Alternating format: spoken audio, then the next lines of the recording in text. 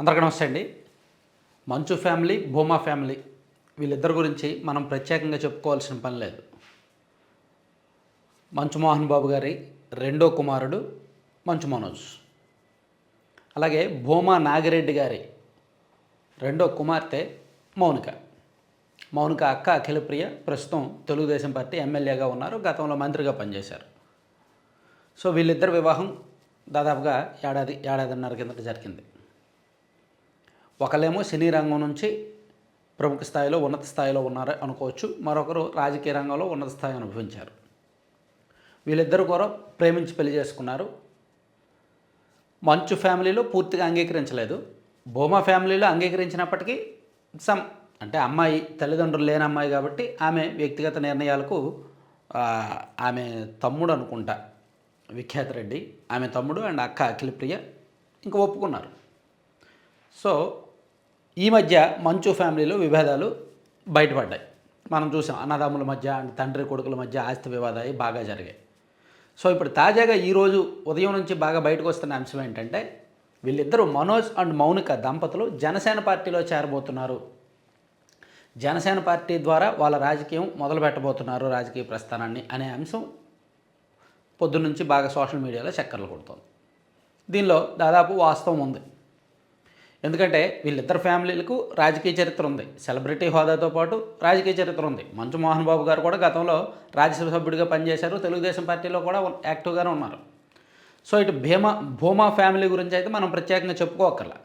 దాదాపుగా 1980s నుంచి భూమా ముగ్గురు అన్నదమ్ములు కూడా భాస్కర్ రెడ్డి గారు, శేఖర్ రెడ్డి గారు అండ్ నాగిరెడ్డి గారు రాజకీయాల్లో ఉన్నారు. కొంతమంది ఒకళ్ళు తెర వెనుక ఉంటే ఒకళ్ళు తెర ముందు రాజకీయాలు చేశారు. భూమా నాగిరెడ్డి గారు ఎమ్మెల్యేగా పనిచేశారు అండ్ ఎంపీగా కూడా పనిచేసినట్టున్నాడు ఆయన.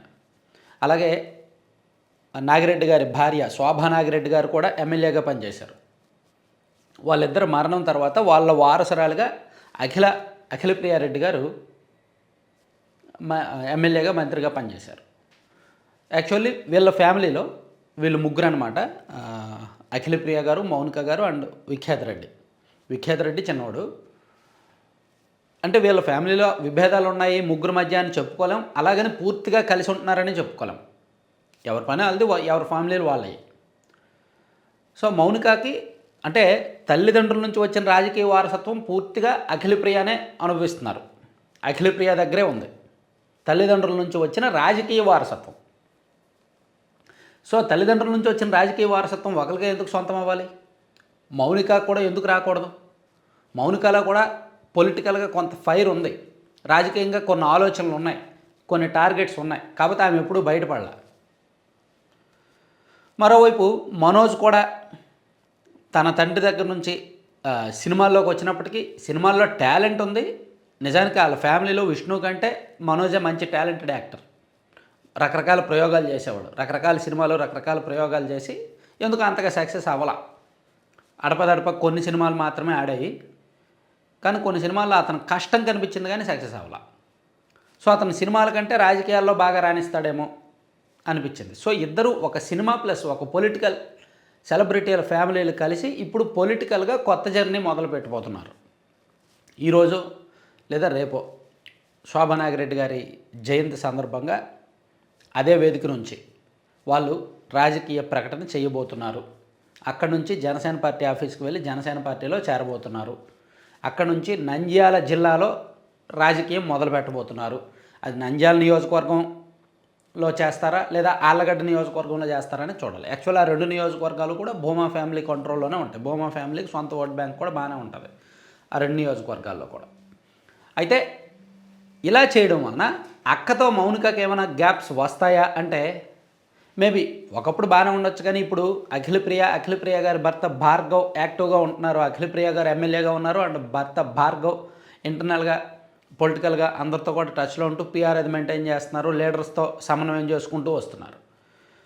విఖ్యాత రెడ్డి కూడా బ్యాక్ అండ్ వర్క్ చేస్తూ వస్తున్నారు. సో ఇప్పుడు మౌనిక ఇలా ఎంటర్ అవ్వడం వలన అఖిలప్రియ ఏమో తెలుగుదేశం పార్టీలో ఉంటూ మౌనిక జనసేన పార్టీలో ఎంటర్ అవ్వడం వలన కొంత అందులో అక్కడ నంద్యాలలో ఫరూక్ గారు మంత్రి గారు ఉన్నారు. ఆయన ఎమ్మెల్యే ప్లస్ మంత్రి. సో ఇక్కడ పెత్తనం విషయంలో అధికారం విషయంలో కాస్త తేడాలు రావచ్చు. అంటే ప్రస్తుతానికి అంతా బాగానే ఉంటుంది కానీ కొంత భవిష్యత్తులో కొన్ని తేడాలు రావచ్చు.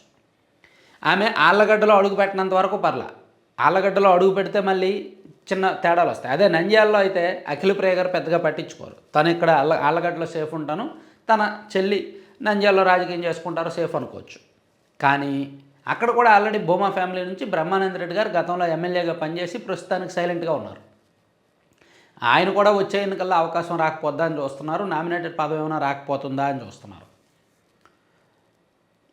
అలాగే ఇదే భూమా ఫ్యామిలీ నుంచి ఆ మధ్య కిషోర్ రెడ్డి గారు బీజేపీలో ఉన్నారు, కొన్నాళ్ళు ఎన్నికలకు ముందు వైసీపీలో చేరారు.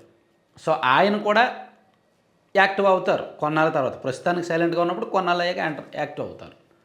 అంటే ఇక్కడ ఒకే ఫ్యామిలీ నుంచి ఒకే బ్రాండ్తో రకరకాల పార్టీల నుంచి రకరకాల రాజకీయాలు మనం చూడబోతున్నాం నంద్యాల జిల్లాలో. దీనికి సినీ అట్రాక్షన్, మంచు ఫ్యామిలీ రూపంలో, మంచు మనోజ్ రూపంలో సినీ అట్రాక్షన్ కూడా తోడైంది. సో దానివలన కాస్త నంద్యాల జిల్లా రాజకీయాలు ఆసక్తిగానే మారబోతున్నాయి. సో దీన్ని జనసేన టీడీపీలు సమన్వయం ఏమైనా దెబ్బతినకుండా చూసుకోగలరా, లేదా ఏమైనా ఎవరి పర్సనల్ అజెండాలు వాళ్ళు ఇంప్లిమెంట్ చేసి ఏమైనా దెబ్బతీస్తారా అనేది కాలం సమాధానం చెప్పాలి. Thank you.